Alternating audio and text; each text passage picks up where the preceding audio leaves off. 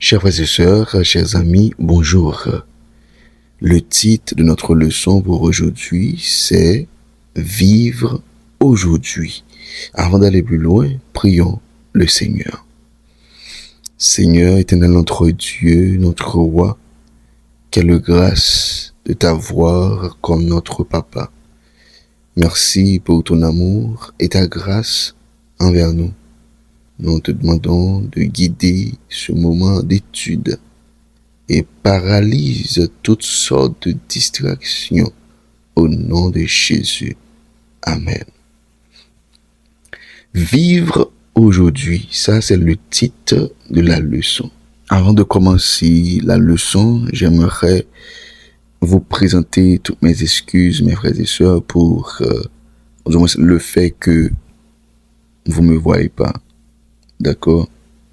C'est que, vu un petit problème technique, nous ne sommes pas en mesure de faire ça. Mais, demain, nous serons ensemble, si Dieu le veut. Et vous aurez l'opportunité de me voir. D'accord? Eh bien, j'aimerais vous poser une question avant de commencer. Si Jésus revient aujourd'hui, mes frères et sœurs, serions-nous prêts à le rencontrer? Nous vivons dans un monde marqué par l'incertitude. Chaque jour, les informations nous parlent de guerre, de catastrophes, de maladies, de violences et de crises de toutes sortes. Lorsque nous observons ces événements, nous réalisons que les paroles de Jésus concernant les signes de la fin s'accomplissent. Mais cette leçon, mes frères et sœurs, ne cherche pas seulement à nous informer sur les événements du monde, mais cette leçon nous invite surtout à nous poser une question personnelle. Comment vivons-nous aujourd'hui notre relation avec Dieu? L'apôtre Pierre nous rappelle que la fin de toute chose est proche. Cette déclaration nous encourage à vivre avec sagesse, sobriété et dans un esprit de prière. Car si nous ne connaissons pas l'avenir du monde, nous ne connaissons pas non plus la durée de notre propre vie. Je compare cette existence comme une vapeur qui paraît pour un peu de temps et disparaît ensuite.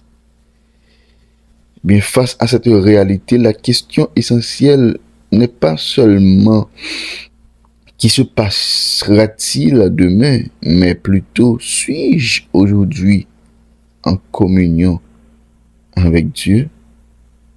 Le psaume 80 nous dit: « Ô Dieu, rétablis-nous, fais briller ta face et nous serons sauvés. » Le psaume 80 est le cri d'un peuple qui demande à Dieu de le restaurer. C'est aussi notre prière aujourd'hui. Nous avons tous besoin d'un réveil spirituel, d'un renouvellement de notre foi et d'une expérience plus profonde avec le Seigneur.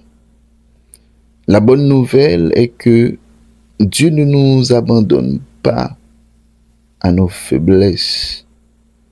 En Jésus-Christ, nous avons le pardon, la grâce et l'assurance du salut. C'est pourquoi nous pouvons faire cette prière du psalmiste: fais briller ta face et nous serons sauvés. Mes frères et sœurs, mes chers amis, nous vivons dans un monde difficile. Et la vie de l'homme est fragile. Et la Bible compare cette vie-là à une vapeur. C'est que on peut voir maintenant là cette vapeur et puis après quelques secondes, elle n'est plus. Eh bien, la vie de l'homme est comme ça.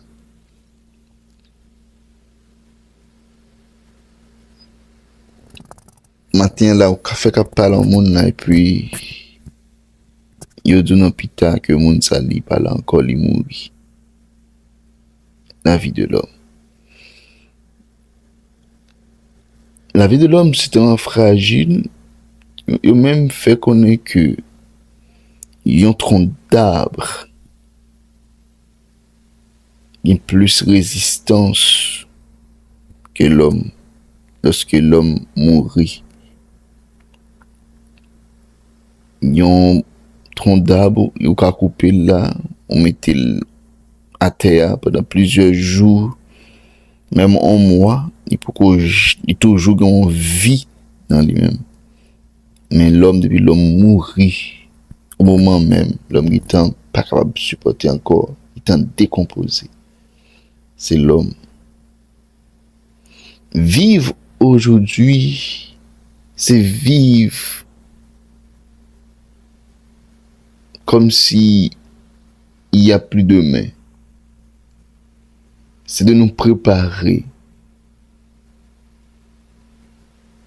C'est de nous mettre en relation, en communion avec Dieu.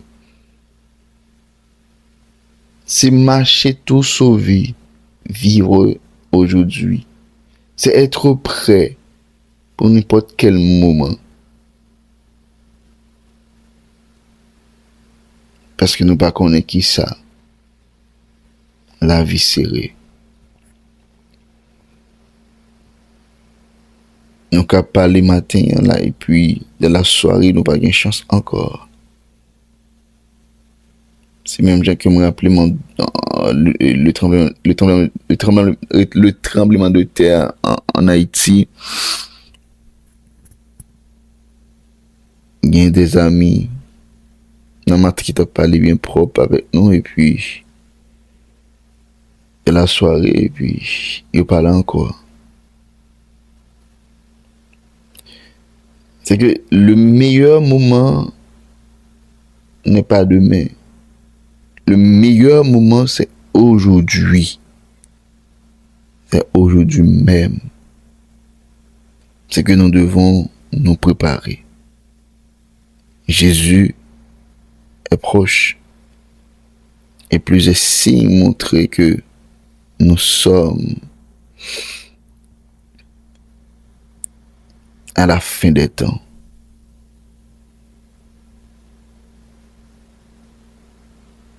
Mes frères et sœurs, on cherche à rapprocher nous plus de Jésus. Faire de Jésus notre priorité. Gagner une bonne relation avec lui. Étudier parole là. Et partager parole ça. C'était votre serviteur, votre ami Guy Caleb, pour une capsule titrée Vivre aujourd'hui. Le rendez-vous, c'est pour demain encore, pour une autre capsule. Que Dieu vous bénisse abondamment. Shalom.